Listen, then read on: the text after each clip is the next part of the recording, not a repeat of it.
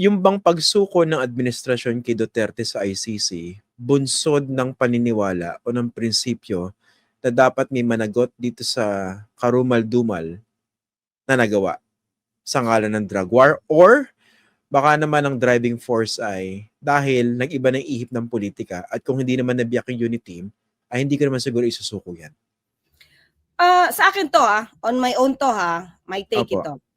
Ang unang-unang nagbunsod talaga dito para sa pamahalaan na isurrender ang Pangulo, it's because yung commitment sa Interpol. Commitment ito sa Interpol. And at the same time, 'di ba? Kung may batas naman na magba-back up maliban sa ating commitment, international relationship ito. Kung may magba-back up na batas natin and at the same time hindi tayo makukompromiso sa ating commitment with the Interpol, gagawin 'yan.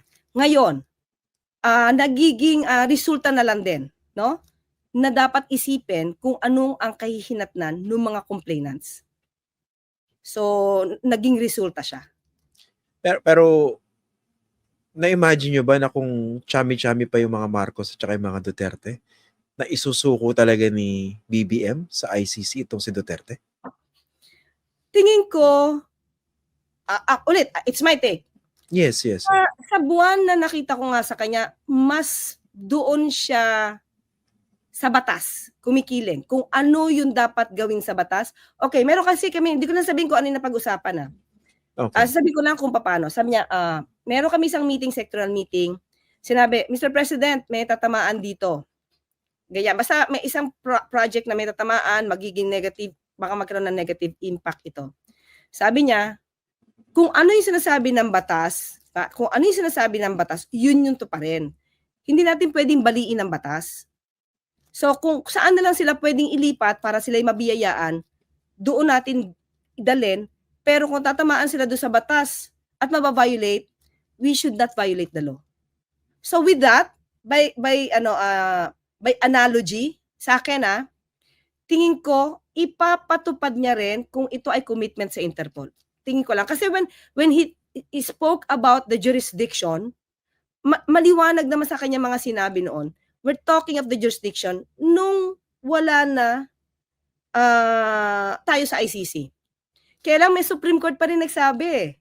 Supreme Court nagsabi na may jurisdiction ng ICC prior. Sa lahat ng mga nangyari, prior to the withdrawal. So babaliin ba ng Pangulo yun para lang sa isang tao? I don't think so. Sana, no? Pero of course, that's it's your take, oo. Pero kasi ano na yan that's beside the point dahil naisuko na nga. Ang iniisip ko lang dito kasi, wala man akong pakialam doon sa motivation Pero kung ang punto talaga ay implement yung batas at i-honor international commitment, tama.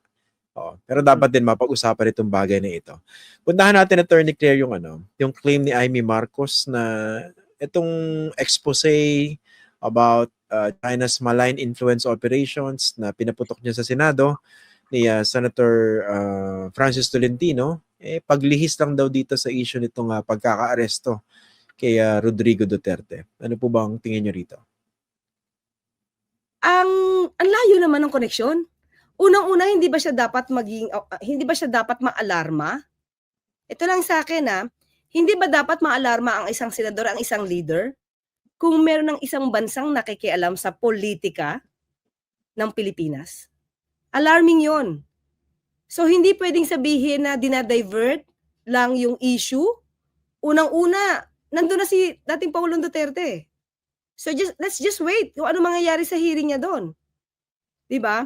So yung issue ngayon na napatunayan na marami palang keyboard warriors na hinahire para papangitin ang imahe ni Pangulong Marcos, ni BBM, na sarili niyang kapatid. 'Di ba kasama yun sa script 'Di ba?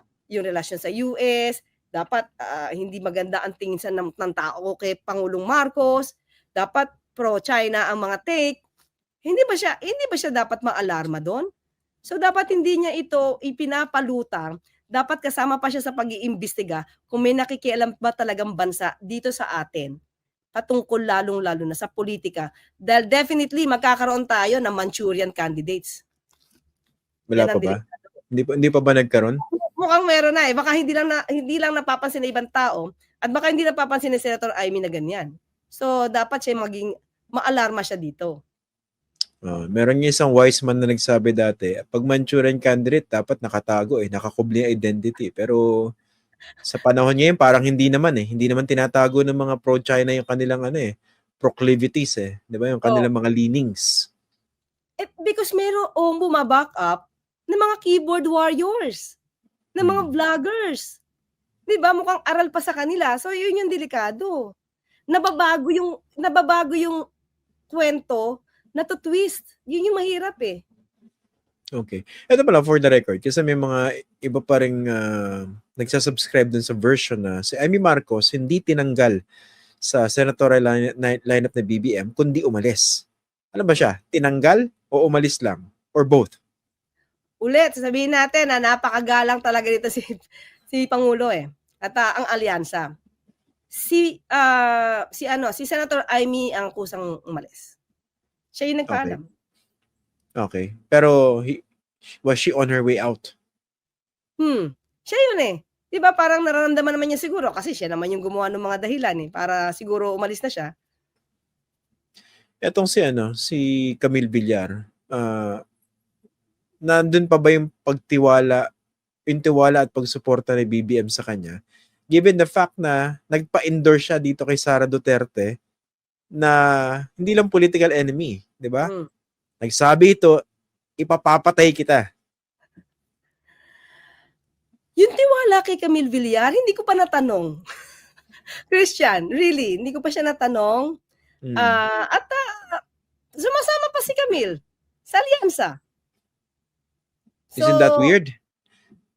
Tingin ko, dapat ang tanongin dyan si Camille Villar. Hindi ba weird yung, dapat diba, Camille Villar, hindi ba weird yung ginagawa mo? Dapat siya yung tanongin dyan.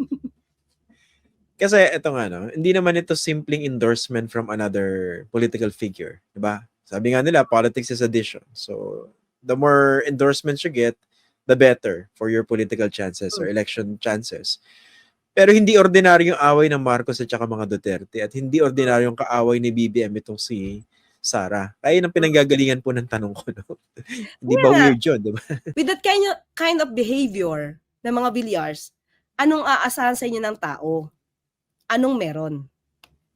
Ano sa tingin niyo? Tingin ko, ibalik ulit natin yung tanong kay Camille Villar. Anong ba aasahan sa inyo ng tao? With that kind of behavior.